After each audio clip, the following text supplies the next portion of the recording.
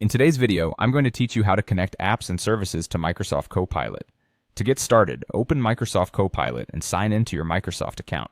Make sure you're using the account you want to work with, especially if you use different accounts for personal and work tasks. Signing in first is important because Copilot needs access to your settings before you can connect other services. Once you're inside Copilot, look for the plus button labeled Open or go to your Profile menu. From there, select Connectors.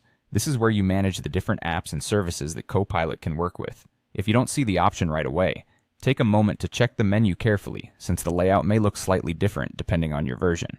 When you open the Connector section, you'll see a list of available services. These may include tools like OneDrive, Outlook, Google Drive, or Gmail.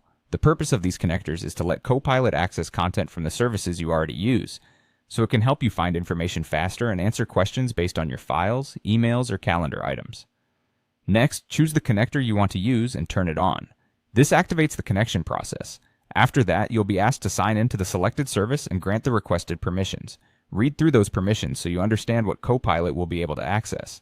This step is necessary because the connector needs authorization before it can pull in relevant information from that service. Once the sign-in and permission steps are complete, go back to Copilot.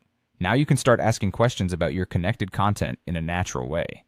For example, you might ask Copilot to find your budget spreadsheet, show emails about a specific project, or tell you what's on your calendar tomorrow.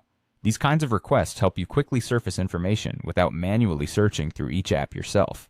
If a result doesn't appear right away, give the connector a little time to sync, then try again with clear wording. Using specific file names, topics, or date ranges can also help improve your results. Finally, remember that you can turn connectors on or off at any time from the connector settings. This gives you flexibility and control over which services Copilot can access. And that's how to connect your apps and services to Microsoft Copilot so you can search your content more efficiently.